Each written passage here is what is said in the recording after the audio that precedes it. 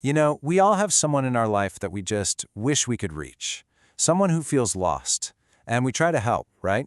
But so often, it feels like our efforts just push them even further away. So today, we're going to talk about a totally different path. Not just how we get inspired, but how we can actually become a source of inspiration, especially for the people we find it hardest to love. Okay, before we dive in, I want you to do something for me. Bring someone to mind. It could be anyone, a family member, a friend, maybe a coworker, someone you really care about who's just struggling, who feels lost. Go ahead, really get a clear picture of them in your head, because this whole explainer is really about finding a new way to connect with them.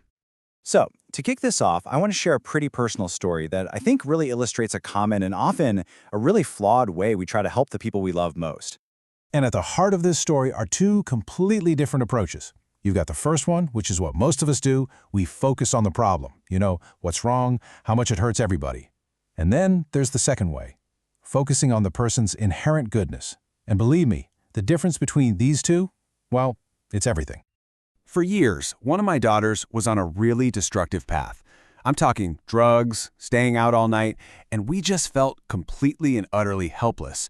My wife and I, we tried everything you could possibly think of. Therapy, different programs, endless conversations, but it felt like nothing was working. She just seemed to get pulled deeper and deeper into it all.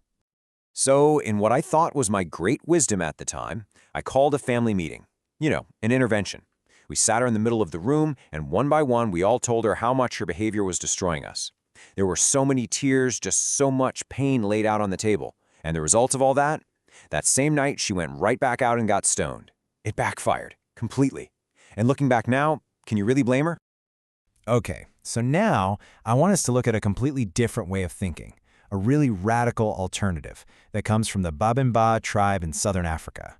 And I'm telling you, it turns our whole modern idea of an intervention completely on its head.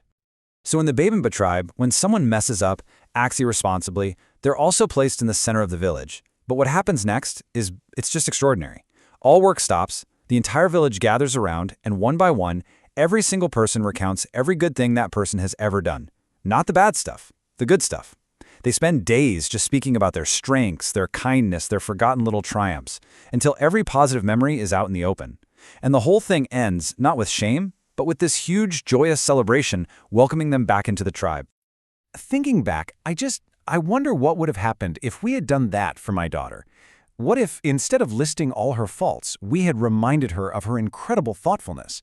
Like that one time, when she was just 3 years old, and she secretly snuck across the street to a little shop just to buy her mom a Mother's Day gift. Or what if her brothers and sisters had reminded her of her amazing, unique sense of humor? How she had this funny little way of moving her mouth when she was a kid that could make anyone, no matter how sad they were, just burst out laughing. Or her deep, deep compassion. What if we talked about how, when she was a little girl working at the horse barn, she would literally beg us to buy dozens of donuts for the migrant workers there, just because she knew they'd enjoy them? See, the goal isn't to ignore the problem. The goal is to remind the person of the spirit of goodness they came from, to remind them who they really are. So the crucial lesson here is this. The way to truly reach someone, to inspire them to come back to their best self, it's not by shaming them for their worst. It's to love them through it.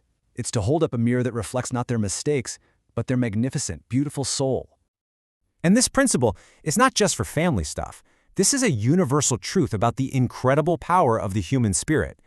Let's just look at a few powerful examples of what this looks like, even in the most extreme circumstances you can imagine. 27 years.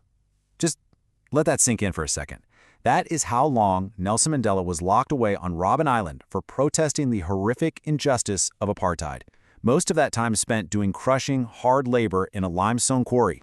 When he was finally released, he had every right in the world to seek revenge, to be filled with hate. But he didn't. His entire focus was on two incredibly powerful ideas: reconciliation and forgiveness. He made a choice to see the spirit even in his former oppressors. And that choice, well, it likely saved his entire country from a devastating civil war.